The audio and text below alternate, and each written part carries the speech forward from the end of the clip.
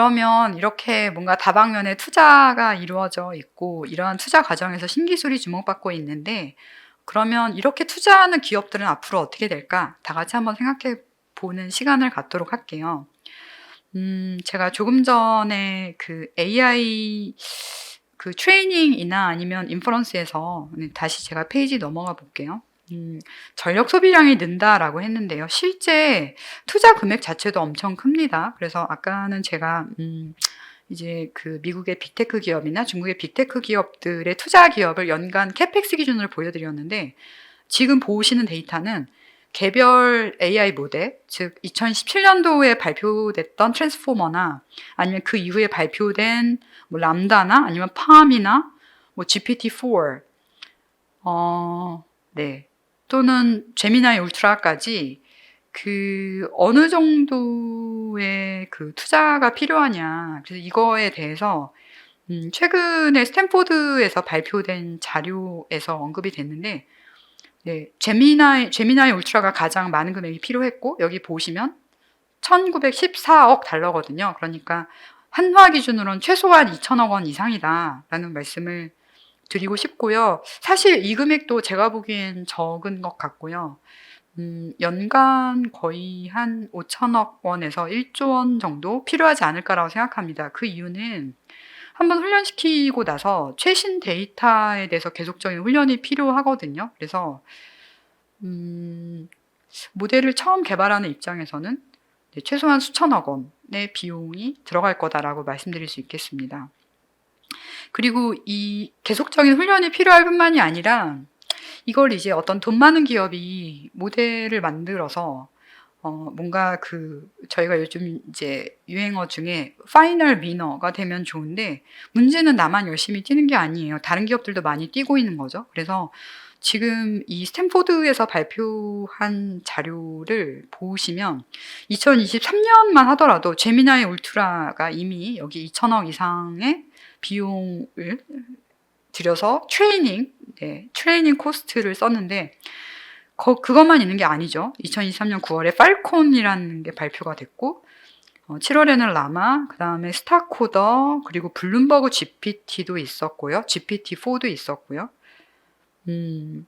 그리고 이 이후에 최근에 나온 것들이 결국에 클로드라던가 아니면 GPT-4 옴니 이런 또 새로운 버전들이 나오고 있잖아요. 그래서 안 그래도 돈이 많이 드는데 그리고 이게 분명히 장거리 경주인데 이 어떻게 보면 끝나지 않을 마라톤하고 비슷한데 문제는 이 마라톤 경주에서 어떤 한 기업이 계속해서 1등으로 달리는 게 아니라 뒤에 그 2등, 3등이 아니라 그 뒤에도 엄청나게 많은 기업들이 지금 따라가고 있다.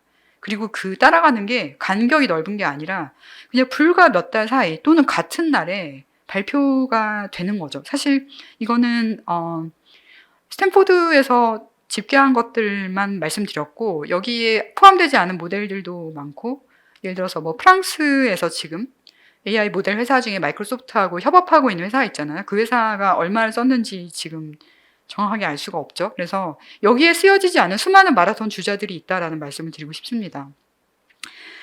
그래서 지금까지는 이제 AI 모델을 트레이닝하는데 엄청나게 많은 비용이 든다라는 말씀을 드렸고, 실제 그러면 AI 관련 투자는 전 산업적으로 어느 쪽에 많이 이제 할당이 되어 있느냐? 가장 많이 할당된 분야는 AI 인프라스트럭처고요. 그래서 아까 제가 앞부분에서 챕터 1에서 슈퍼 마이크로 컴퓨터, 뭐 삼성물산, 뭐 데이터빈, 뭐 리퀴드 쿨링, 에어 쿨링 이런 것들 말씀드린 이유가 그쪽 분야에 여전히 굉장히 투자가 많다라는 말씀 드리고 싶고 그리고 리서치나 이런 쪽에도 투자가 많고요. 그 다음에 투자가 많은 쪽이 NLP라고 불리는 자연어 처리 그리고 이제 고객 서포트, 커스터머 서포트입니다. 그래서 요즘 이제 AI를 기반으로 한 커스터머 서포트가 굉장히 많이 나오고 있는데 이쪽도 투자가 많은 분야고 그 다음에 투자가 많은 쪽이 데이터 매니지먼트나 프로세싱 쪽이고요. 그리고 그 다음에 메디칼이나 헬스케어 쪽이에요. 그래서 사실 저희가 지난 1년간을 돌아보면 한국 증시에서도 AI 관련된 분야에서 IT 쪽 외에 그 외에 다른 기업들도 주목을 받았잖아요. 그래서 왜 그렇게 주목을 받았고 그 회사의 시가총액이 그렇게 단기간에 급등했느냐 하면은 결론적으로 AI 투자가 이런 쪽에 굉장히 많이 몰렸기 때문이고요. 예. 그리고 나머지 섹터에는 아직 AI 투자가 많지 않다. 그러니까 결론적으로 앞으로 투자하려고 하면은 적용할 수 있는 분야는 정말 많다라는 말씀을 드리고 싶습니다. 예, 그러면 AI 인프라나 아니면 리서치, 거버넌스 쪽에 굉장히 투자가 많이 이루어졌는데 예, 다음 단계에선 어떤 쪽에 많이 투자가 이루어질까요? 예, 이거에 대해서 챗 GPT에 물어보면 이제 의료 AI, 자동차 운송, 그다음에 컨슈머뿐만이 아니라 그 의료 AI 내에서도 의료 이미징, 진단 자동화, 개인 맞춤 의료 이런 쪽으로 투자가 증가한다고 하고 있고, 그 밖에 에너지 관리, 최적화, AI 기반, 사이버 보안, 스마트 제조 이런 쪽으로 투자가 증가한다고 생각합니다. 그래서 제가 이런 말씀을 드리는 이유가 앞으로 이런 분야에서 굉장히 많은 기업들이 스타트업들이 매출을 키워서 상장을 하게 될 거고, 사실 지금도 상장하고 있고요. 그래서 이런 기업들, 그러니까 이런 인더스트리에 대해서 알고 계시면 그런 중소기업들을 이해하시는 데 훨씬 더 도움이 많이 되실 것 같습니다. 자, 근데 문제는 이렇게 AI 투자를 하는데 정말 돈을 많이 벌 수 있을까요? 네, 두 가지로 나뉘는 것 같아요. 매출 확대할 수 있는 기업하고 비용 절감 기업으로 나뉘고요. 그러면 이게 어떻게 나뉘냐에 대해서 챗 GPT 같은 챗봇에 물어보면 매출 확대할 수 있는 쪽은 주로 소비재 쪽, 리테일, 그리고 금융 서비스, 엔터테인먼트 분야라고 합니다. 그래서 이런 기업들은 AI를 이용해서 개인화된 제품이나 서비스 또는 신규 고객 획득이 용이하다라고 하고요. 그런데 그러면 그런 기업 말고 저희가 알고 있는 전통적인 제조업, 물류업, 그다음에 인프라 운영 관련된 기업들은 어떻게 될까요? 이런 기업들은 냉정하게 말하면 매출 증대 효과보다는 비용 절감 기회가 많다고 하는 거예요. 그래서 이게 사실은 개별 기업 측면에서는 AI 투자하면 당연히 매출 증가를 원하시겠지만 그게 이 기업이 애초부터 어떤 산업에 속해 있느냐에 따라서 AI 투자로 인한 초기 혜택이 매출 확대인지 비용 절감인지가 아예 처음부터 결정이 돼 있다는 겁니다. 그래서 네, 그런 부분들도 혹시 어떤 기업이 뭔가 AI 관련 투자를 한다고 했을 때, 그리고 그런 내용들이 뭔가 그 뭐 사업 목적, 정관 변경이나 아니면 뭐 공시나 아니면은 이제 IR, PR 자료를 통해서 이제 노출이 됐을 때 정말 매출이 증가할 수 있는지, 아니면 이 업은 업종 성격상 매출 증가는 어렵고 비용 절감만 가능한지, 이런 부분에 대해서도 투자자분들께서 좀 뭔가 객관적으로 판단을 하시면 좋겠다는 생각이 들어서 제가 이 부분을 말씀을 드렸습니다. 네, 이렇게 챕터 2를 마무리하겠습니다. 네, 그러면 좀 결론을 지어볼게요. 아까 제가 스탠퍼드에서 스탠퍼드 대학교의 인공중심 인공지능 연구소에서 발표된 자료를 말씀드렸는데요. 이 자료가 이제 500페이지 정도 되는데 아주 최근에 발표가 됐고요. 그 자료의 핵심을 좀 정리해 드릴게요. 일단 AI는 일부 분야에서는 인간의 성능을 넘어섰지만 복잡한 수학이나 아니면 비주얼 커먼 센스 리즈닝에서는 아직 뒤처져 있습니다. 그래서 복잡한 수학 같은 경우는 수학도 이제 공부해 보시면 알겠지만 뭐 집합이나 확률 통계, 뭐 행렬 여러 가지가 있잖아요. 그중에 어떤 특정 문제를 계속 풀어보라고 챗 GPT한테 물어보면 물어볼 때마다 답이 달라지는 경우가 있습니다. 분명히 똑같은 어떤 값을 제시를 했는데 결과가 달라지는 경우가 있어요. 그래서 아직은 수학 문제 푸는 데에는 네, 그렇게 좀 고성능이 아니다라고 말할 수 있고, 물론 또 그쪽에 굉장히 특화된 모델이 있을 수 있겠죠. 네, 그리고 시각적 상식 추론이라고 알려진 비주얼 커먼 센스 리즈닝은 뭐냐 하면 사실 기존의 어떤 이미지에 대한 판단 이런 건 잘 하는데, 이 비주얼 커먼 센스 리즈닝은 뭐냐 하면 어떤 이미지가 보여주는 상황에 대한 판단입니다. 예를 들어서 제가 만약에 저보다 나이가 어린 후배님하고 같이 앉아 있어요. 같이 앉아 있으면, 그리고 그 상황을 만약에 제 지인들이 본다면 뭐 이렇게 생각하겠죠. 뭐 회사 후배랑 같이 있구나, 또는 학교 후배랑 같이 있구나, 또는 지인 중에 나이 어린 사람하고 같이 있구나라는 거를 금방 파악할 수 있을 거예요. 그런데 AI는 그렇지 못한다는 거죠.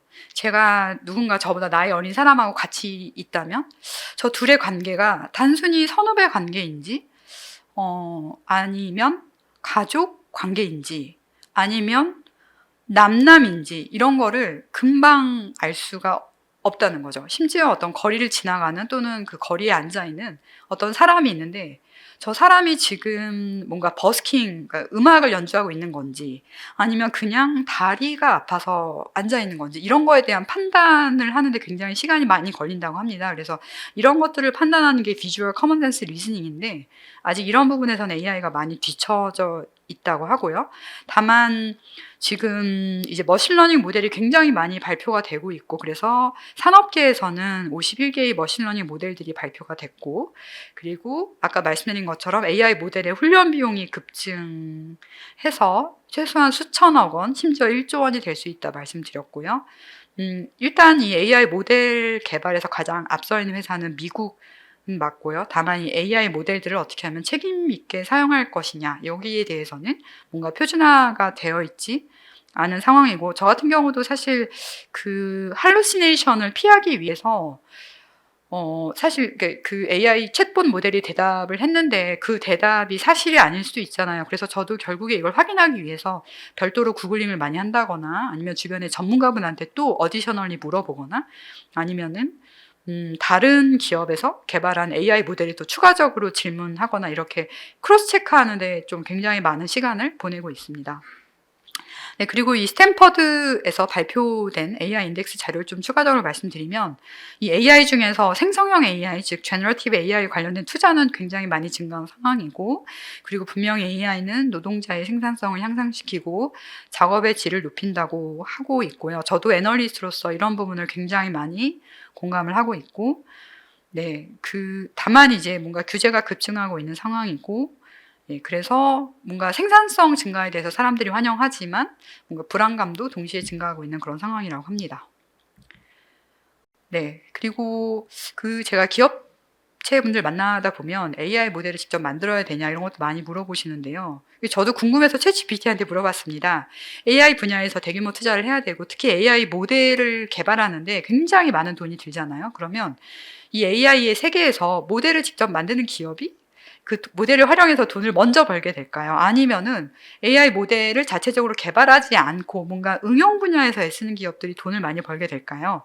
자, 이거에 대한 챗GPT의 대답은 뭐냐 하면은 모델 개발하라라고 말을 합니다. 그래서 AI 모델을 직접 만드는 기업들이 분명 연구개발 부담이 있겠지만 네, 모델을 직접 개발하는 것이 좋다라고 얘기를 사실은 하고 있어요. 굉장히 긴 답변이 있었는데 제가 좀 압축해서 여기에 이렇게 표현을 했고요.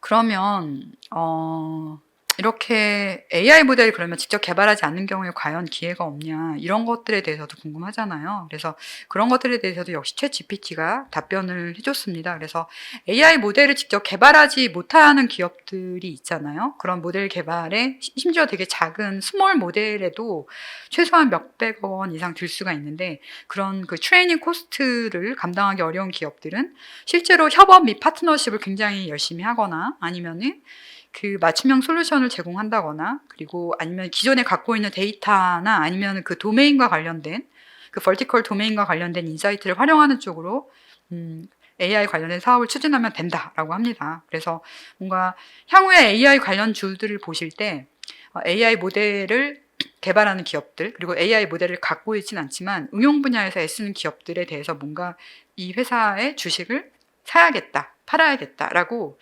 결정하실 때 이러한 내용들을 같이 참고해 주시면 좋을 것 같습니다.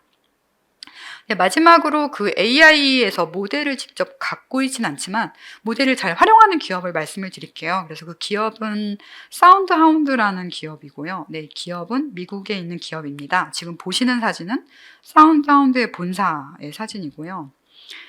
이 사운드하운드는 음성 AI 기능을 제공하는 회사입니다. 그래서 음식점이나 자동차, 스마트 디바이스와 같은 응용처에서 사운드하운드의 솔루션이 쓰이고 있고 이 음성 AI 제품은 대화형 AI로 사실 이 회사도 매출 규모가 크진 않은 기업이지만 엔비디아가 이 기업에 지분 투자를 했다라고 올해 초에 발표를 했어요. 그래서 엔비디아가 이제 13F 파일링을 통해서 발표를 했는데 거기에 보면 아까 제가 말씀드렸던 ARM도 들어가 있지만 사운드하운드라는 기업도 포함되어 있습니다. 네, 사운드하운드는 지금 이제 2월에 한번 실적 발표를 했고요. 거기 보면 사운드하운드가 그 기존에 이미 개발된 AI 활용을 잘한다라는 부분이 나와 있어요. 그래서 그 CEO의 코멘트 보시면 제가 한번 읽어드리겠습니다. we were able to you were able to 해서 뭐뭘 잘한다라고 나와 있고 그 다음에 swiftly에서 신속하게라는 부사를 쓰죠. 그래서 integrate multiple generative AI models라고 나와 있고요. 그 다음에 within a matter of weeks라고 나옵니다. 그래서 이 생성형 AI 모델을 단 몇 주 만에 빠르게 이제 도입해서 응용할 수 있다라고 CEO가 굉장히 자신감 있게 2월 29일에 실적 발표하면서 이미 이렇게 얘기를 했고요. 그래서 사실 이 회사는 아직 뭐 매출이 대규모가 아니고 그리고 사실 손실도 많이 나는 기업이지만 2월에 이렇게 분기 실적을 발표한 이후에 주가가 급등을 했어요. 그래서 너무 단기간에 주가가 급등하다 보니까 그 당시 기준으로 YTD 주가 상승률이 자그마치 383%였거든요. 그래서 아마 제 생각엔 이 회사는 현재의 AI 모델을 직접적으로 개발할 수 있는 그런 자금 여력이 있는 회사는 아니지만 이미 개발된 모델들을 굉장히 단기간에 잘 응용한다라는 점이 부각이 되면서 주가가 크게 상승을 했고요. 이후로 5월에 아주 최근에 실적 발표를 다시 했고요. 이번에도 또 주가가 올랐습니다. 왜냐하면 이 회사는 원래 매출이 되게 적은 회사거든요. 그래서 이렇게 매출 규모가 적을 때는 매출이 얼마나 빨리 증가하느냐가 중요하잖아요. 그런데 1분기 매출이 전년 동기 대비 73% 증가했고 매출 외에 그 이제 서브스크립션하고 부킹 백로그라는 거를 발표를 하거든요. 그러니까 이런 것들이 향후의 매출로 나올 수 있는 그런 포텐셜을 지니고 있는 지표들인데 이런 지표가 80% 증가했다고 합니다. 전년 동기 대비. 그리고 현금 총액도 역시 증가했다고 합니다. 그래서 아까도 말씀드렸지만 2월에 분기 실적 발표하고 나서 주가가 사상 최고치를 기록했고 이번 5월에도 뭔가 그 매출이나 아니면 그 서브스크립션의 부킹스 백로그가 올라오면서 주가가 좀 좋은 흐름을 보였습니다. 그래서 이번에 그 발표 내용을 보면은 이 음성 AI가 고객 서비스를 위한 필수 도구로 빠르게 자리 잡고 있다. 그리고 이런 것들이 구독 수요에 그대로 반영되고 있다라고 얘기를 했고요.